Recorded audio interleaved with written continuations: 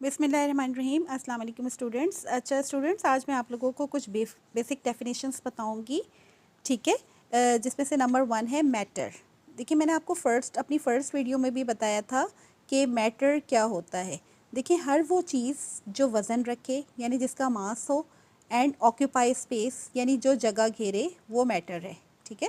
जैसे for example कि ये पेन है, ये मैटर है, इसका कोई ना कोई वज़न है और कोई ना कोई ये जगह घेरती है। अच्छा, अब सवाल ये पैदा होता है कि व्हाट इज़ मास। मास का मतलब होता है quantity of matter present in a body, यानी किसी भी बॉडी के अंदर मैटर की कितनी क्वांटिटी है। Quantity of matter present in a body is called its mass. इसको मैं आपको इस तरह से समझाती हूँ कि जैसे फ़र्ज़ करें कि मेरे पास ये इस तरह के 3 बैलून्स हैं, ठीक है, 1 2 और 3, और तीनों का वॉल्यूम सेम है, ठीक है। तीनों का मैंने वॉल्यूम सेम रखा है, यानी 1 cm³ इसका वॉल्यूम है, ठीक है।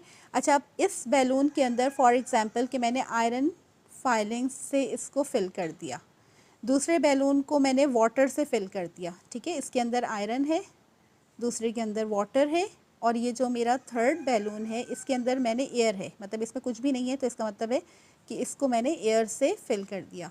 तो अब आप मुझे बताएंगे कि किस बैलून का मास सबसे ज़्यादा होगा। ऑब्वियसली वो जो आयरन से फिल है, ठीक है।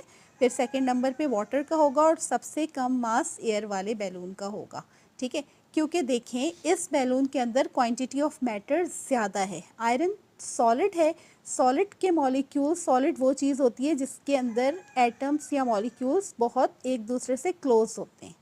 तो इसके अंदर इतनी सी जगह में ज़्यादा से ज़्यादा मैटर आया हुआ है, ज़्यादा से ज़्यादा एटम है, ठीक है, तो इसलिए इसका मास ज़्यादा है। सेकंड नंबर पर वाटर है, वाटर लिक्विड है, तो लिक्विड वो चीज़ होती है जिसके अंदर मॉलिक्यूल्स बहुत थोड़े दूर दूर होते हैं, क्लस्टर की फॉर्म में होते हैं लेकिन कुछ दूर दूर होते हैं। तो इसके अंदर इस बैलून में ये क्वांटिटी ऑफ मैटर इसके मुकाबले में कम है। अब हम इन खाली जगहों का मास तो नहीं होगा ना, जितने जितने मैटर हैं यानी जितने मॉलिक्यूल्स हैं वाटर के, उनका मास होगा, ठीक है। अच्छा, एयर का मतलब है गैस, ये लिक्विड है, ठीक है। एयर का मतलब है गैस, गैस के मॉलिक्यूल्स और भी ज़्यादा दूर होते हैं एक दूसरे से, ठीक है। तो अगर आप नोटिस करें तो इसके अंदर क्वांटिटी ऑफ मैटर सबसे कम है, तो इसलिए इस बैलून का मास सबसे कम होगा, ठीक है। तो मैटर का आई होप कि आप समझ गए होंगे कि what is matter. Matter all those substance which occupy space and has mass, यानी कि जिसका मास हो, वज़न हो कुछ ना कुछ, और वो जगह घेरे। ऑक्यूपाई स्पेस का मतलब है जगह घेरे। अगर देखिए इसमें एयर भी है, तो एयर भी ये इस बैलून की जगह घेर रहा है, तो इसलिए ये भी मैटर है, ठीक है। तो अच्छा, और मास क्या चीज़ है। Quantity of matter present in a body is called its mass, और इसकी यूनिट केजी होती है। मास की ऐसा यूनिट केजी होती है, किलोग्राम, सही है। अच्छा, अब आप मास का मतलब क्या होता है, क्वांटिटी ऑफ मैटर। अच्छा, अब इसके बाद ये आ जाता है कि देखिए मास क्वांटिटी ऑफ मैटर। अब आप ये समझेंगे कि हर चीज़ इसका मतलब है कि मैटर है, नहीं, ऐसा नहीं है। एक और चीज़ भी दुनिया में है, वो है एनर्जी, ठीक है। जैसे मेरी आवाज़ जो है वो एनर्जी है, या लाइट एनर्जी है, ठीक है। अगर मेरी आवाज़ एनर्जी है, जैसे फॉर एग्जांपल साउंड एनर्जी है, ठीक है। अगर मैं बोलूँ तो भी मेरा मास उतना ही है, मैं उतनी जगह घेरूँगी, ठीक है। और अगर मैं खामोश रहूँ तो भी मेरा मास उतना ही है, मैं उतनी ही जगह घेरूँगी। अच्छा, इसकी बेस्ट एग्जांपल ये है आपका मोबाइल फ़ोन, ठीक है। अगर आप अपने मोबाइल में से आपकी कोई आवाज़ आ रही है, साउंड एनर्जी है, ठीक है, जो कि साउंड एनर्जी की फॉर्म में आपको आवाज़ आ रही है, तो भी आपके मोबाइल का मास उतना ही है, वो उतनी ही जगह घेर रहा है। और अगर आपका मोबाइल साइलेंट पर है तो भी उसका मास उतना ही है और वो उतनी ही जगह घेर रहा है। एनर्जी का मतलब होता है कैपेबिलिटी ऑफ डूइंग वर्क, यानी कैपेबिलिटी ऑफ डूइंग वर्क, काम करने की सलाहियत एनर्जी कहलाती है, ठीक है। इसकी एक मिसाल हीट एनर्जी भी है, ठीक है। हीट एनर्जी है, लाइट एनर्जी है, ये सारी एनर्जी की फॉर्म्स हैं, ठीक है। तो मास का मतलब quantity of matter present in, mass का मतलब quantity of matter present in a body, और मैटर का मतलब हर वो चीज़ जिसका मास हो, यानी जो वज़न रखे और जगह घेरे, वो मैटर है, ठीक है।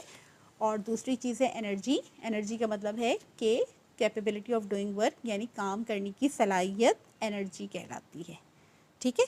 अच्छा, अब मास की आपको 3 स्टेट्स भी समझ आ गए होंगे। सॉलिड जिसके अंदर एटम या मॉलिक्यूल्स बहुत क्लोज होते हैं, लिक्विड जिसके अंदर मॉलिक्यूल्स क्लस्टर की फॉर्म में होते हैं और एज़ कम्पेयर टू सॉलिड थोड़े दूर होते हैं, और गैस जिसके अंदर मॉलिक्यूल्स बहुत दूर दूर होते हैं, ठीक है, लार्ज स्पेस होता है इनके दरमियान। अच्छा, सॉलिड के मॉलिक्यूल्स की या एटम की एनर्जी सबसे कम होती है, ठीक है, क्योंकि इसके अंदर सिर्फ वाइब्रेशनल मोशन होती है, मॉलिक्यूल अपनी जगह पे मीन पोजीशन में ही मूव करते रहते हैं।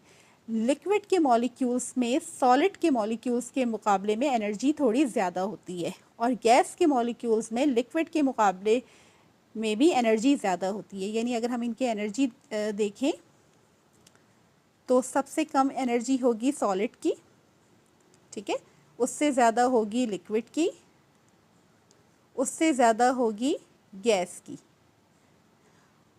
अगर गैस के बाद एक और 4th स्टेट ऑफ मैटर आता है, उसको हम कहते हैं प्लाज्मा, ठीक है। प्लाज्मा को आप यूँ समझ सकते हैं, देखें इसकी मैं एग्जांपल मैं यूँ दूँगी कि जैसे फॉर एग्जांपल अगर मैं वाटर की एग्जांपल दूँ तो वाटर जो है ये आइस की फॉर्म में सॉलिड है। अगर वाटर को मैं हीट एनर्जी प्रोवाइड करूँ यानी रूम टेम्परेचर पे रखूँ तो वाटर क्या हो जाएगा, लिक्विड वाटर हो जाएगा, ठीक है, ये लिक्विड बन गया। फिर इसको मैं और हीट एनर्जी प्रोवाइड करूँ तो ये क्या हो जाएगा, लिक्विड वाटर से वाटर वेपर्स में कन्वर्ट हो जाएगा, ठीक है, ये हो जाएंगे वाटर वेपर्स। अच्छा, अब 4th स्टेट ऑफ मैटर यानी प्लाज्मा ये आता है कि अगर मैं किसी भी एटम की स्टडी करूं तो एटम क्या चीज़ है, इसके अंदर देखिए प्रोटॉन है और न्यूट्रॉन है इनसाइड द न्यूक्लियस, और इलेक्ट्रॉन्स जो हैं वो रिवॉल्व कर रहे हैं अराउंड द न्यूक्लियस, यानी न्यूक्लियस के गिर्द रिवॉल्व कर रहे हैं। अब मैं इसको इतनी एनर्जी प्रोवाइड करूँ कि इलेक्ट्रॉन्स एनर्जी ऑब्टेन करके अपने ऑर्बिट से बाहर आ जाएं, यानी ये रह जाए प्रोटॉन प्लस न्यूट्रॉन न्यूक्लियस के अंदर और इलेक्ट्रॉन बाहर आ जाए, यानी मिक्सचर ऑफ न्यूक्लियस, एक तरह से न्यूक्लियस विदाउट इलेक्ट्रॉन, ठीक है, ये क्या हो गया, न्यूक्लियस विदाउट इलेक्ट्रॉन। तो इस स्टेट को हम प्लाज्मा कहते हैं जिसकी एनर्जी सबसे ज़्यादा होती है। लेकिन नॉर्मली यानी नेचुरली मैटर 3 स्टेट में एग्जिस्ट करता है, solid, liquid and gas. Thank you very much students. अच्छा स्टूडेंट्स, देखें आप इसके नोट्स इसको इस तरह से याद कर सकते हैं, आपकी बुक में देखें, मैं आपको समझा देती हूँ। देखें आप मैटर की डेफिनेशन ये लिख सकते हैं, matter is simply as defined as anything that has mass and occupies space is called matter. It is found in 3 common states, ठीक है। अगर आपके एग्जाम में आए कि कॉमन स्टेट्स कौन सी होती है मैटर की, तो 3 होती हैं, सॉलिड, लिक्विड एंड गैस। और प्लाज्मा भी एक कंसीडर किया जाता है 4th स्टेट है मैटर का, ठीक है। तो ये MCQs में इस तरह के क्वेश्चन आ सकते हैं। The difference state of matters are due to the difference of energy in increasing order, यानी कि आपसे ये भी MCQs में इस तरह के क्वेश्चन आ सकते हैं कि डिफरेंट स्टेट्स मैटर के क्यों होते हैं, क्योंकि उनकी एनर्जी डिफरेंस होती है, ठीक है, एनर्जी का डिफरेंस होता है। जैसे मैंने आपसे कहा कि सॉलिड की एनर्जी सबसे कम होती है, सॉलिड से ज़्यादा लिक्विड की एनर्जी होती है, फिर लिक्विड से ज़्यादा गैस की एनर्जी होती है, और सबसे ज़्यादा एनर्जी प्लाज्मा की होती है, ठीक है students. Thank you very much. अल्लाह हाफ़िज़।